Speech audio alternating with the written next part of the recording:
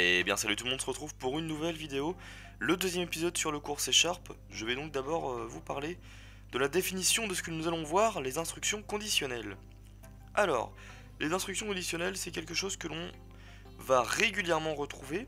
On va donc en avoir besoin pour faire des opérations en fonction d'un certain résultat. Par exemple, lors d'un processus de connexion à une application, si le login et le mot de passe sont bons, alors nous pouvons nous connecter. Sinon, dans le cas contraire, on va afficher une erreur. On va donc voir comment faire cela tout de suite. C'est parti, on va donc voir l'instruction if, si en français, en déclarant un entier de type de nom âge. On met la valeur 16, donc si jamais notre âge est supérieur ou égal à 18, évidemment c'est que nous sommes majeurs. Donc voilà la condition. On va pouvoir ouvrir des accolades. Voilà, Visual Studio nous la ferme automatiquement, c'est parfait. Donc dans le cas où mon âge est supérieur à 18, on va donc marquer « Vous êtes majeur ». Donc forcément, vous vous doutez bien que là, l'âge est complètement inférieur à 18, donc évidemment, on n'aura rien du tout d'affiché. Voilà, donc si l'on met 15, voilà, on va marquer vous avez plus de 15 ans. Donc ça c'est un test qui est vrai. Du coup il va s'avérer vrai. Voilà, vous avez plus de 15 ans. Donc ce que l'on peut faire, c'est qu'en fait, on va pouvoir ensuite écrire en dessous if âge est inférieur à 18, strictement inférieur à 18. Ici, là on peut écrire, hop, vous n'êtes pas majeur. Donc là on voit bien que cela fonctionne, donc le programme va faire le premier test, il va voir que le test a échoué, donc il va passer à la ligne suivante, tester si l'âge est inférieur à 18, et cette fois-ci il est bien inférieur, donc vous n'êtes pas majeur est affiché. Alors ça c'est pas optimal de faire ce test comme ceci, puisqu'en fait il va falloir faire un else qui va vouloir dire sinon. Plutôt que de faire deux tests, on aura juste un seul test à faire, et en fait on aura du coup le cas contraire de ce test, donc si l'âge n'est pas supérieur ou égal à 18, il est forcément inférieur, donc vous n'êtes pas majeur. Fonctionne tout aussi bien ici. Alors, il faut savoir qu'un test, c'est en fait un booléen, donc ce qu'on a vu dans le premier épisode, c'est-à-dire un vrai ou faux. Donc on va pouvoir déclarer un booléen, on va appeler est majeur, on va marquer égal, entre parenthèses âge, oula, hop, il faut que je laisse ma variable âge, suis-je bête, voilà. Alors est-ce que âge est supérieur ou égal à 18? Donc là, en fonction de ce test là, ici, il va mettre vrai ou faux dans notre booléen est majeur. On va pouvoir donc tester notre condition en mettant if est majeur. Donc si vrai ou si faux en fait.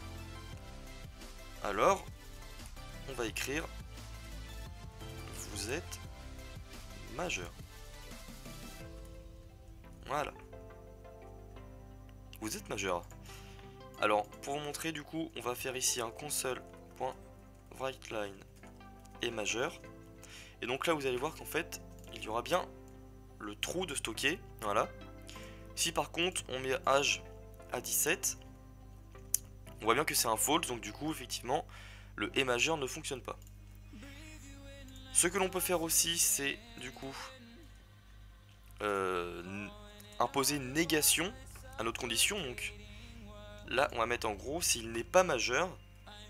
Alors du coup, voilà. Donc en fait là, il va attendre le false. Si c'est faux, du coup, on affiche vous n'êtes pas majeur.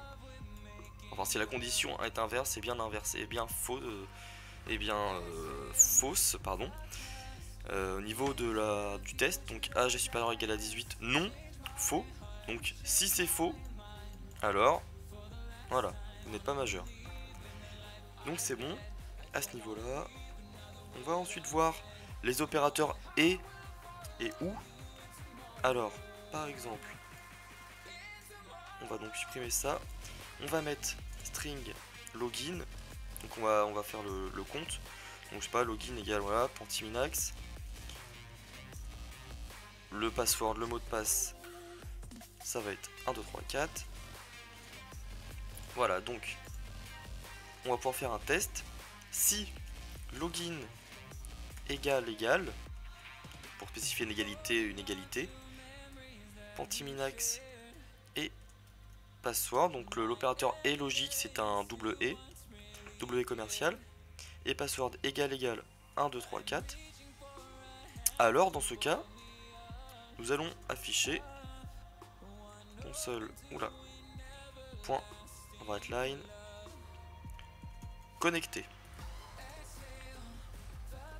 Donc dans ce cas là ça va évidemment bien fonctionner. Si par exemple le mot de passe n'est pas celui-ci, on va mettre échoué par exemple. Voilà. Échoué. Alors que par contre on peut aussi faire ou, qui sera le double barre là, pour indiquer l'opérateur ou password est égal à 1, 2, 3, 4. Et là en fait, le test c'est si notre login est bien égal à Pentiminax et que notre mot de passe est égal à 1, 2, 3, 4, 5 ou password égale 1, 2, 3, est égal à 1, 2, 3, 4. Alors du coup, on se connecte. Donc là, on a bien le login qui est égal à Pentiminax. Le mot de passe ne vaut pas 1, 2, 3, 4, 5, mais par contre, on a bien le ou qui spécifie soit l'un, soit l'autre. 1, 2, 3, 4 et donc valide. On est bien connecté, on tombe bien ici. C'est parfait. Alors, on peut aussi réaliser deux conditions, enfin deux tests. Par exemple, on revient avec notre âge est égal à 18. Ici, on peut mettre if âge est égal 18. Alors, on va mettre console.writeline. Vous avez 18 ans. Et ici, en fait, le cas serait, si on n'a pas 18 ans, en fait, tous les autres âges sont possibles. Donc, ce qu'on peut faire, c'est faire dans un else, en fait, sinon si. Donc, else if âge égale 16. Alors là, on peut marquer vous avez 16 ans. Donc là, ça va fonctionner seulement pour 18 ou 16. Si on met un autre âge, forcément, là, on n'aura rien du tout. Donc là, il va rentrer dans le else if, il va bien nous indiquer qu'on a 16 ans. Voilà. On peut écrire ces conditions-là d'une autre manière, comme ceci. On peut retirer les accolades, en fait. Voilà. Alors, faites pas attention à ce qu'il y a en dessous, on verra ça tout à l'heure. Et donc là, ici, ça fonctionne aussi pareil, à part que ça prend un peu moins de place, du coup, dans notre code. Voilà. Alors maintenant on va voir l'instruction switch. Donc l'instruction switch qui va en fait servir dans les cas où notre variable va prendre beaucoup de valeurs. Et donc ça permet de simplifier l'écriture plutôt que d'avoir des tests si par dizaines. Donc imaginons la civilité d'une dame qui peut s'écrire de plusieurs manières. Donc on va marquer M point. D'une dame et d'un monsieur et d'une madame plutôt. Voilà. Qui pourrait très bien s'écrire if civilité est égal, enfin est égal, je répète, mais double égal. Voilà. Alors on peut mettre bonjour monsieur. Comme ceci. Après ici on pourrait faire la même chose pour madame. Ici on écrit bonjour madame. Et ici on écrit bonjour mademoiselle au niveau 2. Comme ça, voilà. Donc ici on a un test quand même qui fait, 3 tests, c'est pas génial. Donc ce qu'on peut faire c'est en fait écrire une instruction switch. Donc on va écrire la même chose mais sous un autre format. Switch. On met donc ici notre variable sur laquelle on veut switcher. Et donc, on va indiquer tous les cas possibles en fait. Donc les cas possibles, là ici, dans ce cas-ci contre, c'est M point. Et à chaque fois, il faut mettre un break. Oulala. Voilà, comme ça, c'est mieux. Donc, on va écrire nos 3 cas. madame. Ici c'est mademoiselle. Et donc on écrit ce que l'on veut faire dans ces cas juste en dessous, entre le case et le break. Voilà. Donc là on va avoir, si je lance le programme, 2 fois le même résultat. Donc voilà, bonjour monsieur, bonjour monsieur. Si on met madame, voilà. Après ce qui est très pratique avec le switch, c'est qu'on peut mettre une valeur par défaut. Donc par exemple, on peut mettre inconnu, voilà, inconnu, test.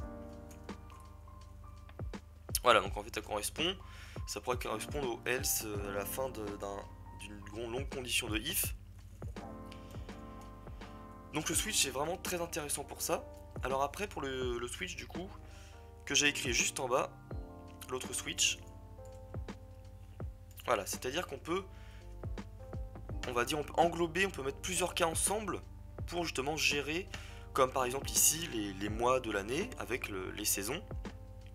Mars, avril, mai, cela correspond au printemps. Juin, juillet, août à l'été. Septembre, octobre, novembre à l'automne. Décembre, janvier, février à l'hiver. Donc si on met janvier, on aura bien c'est l'hiver. Alors on va enlever ça, voilà. On aura bien c'est l'hiver.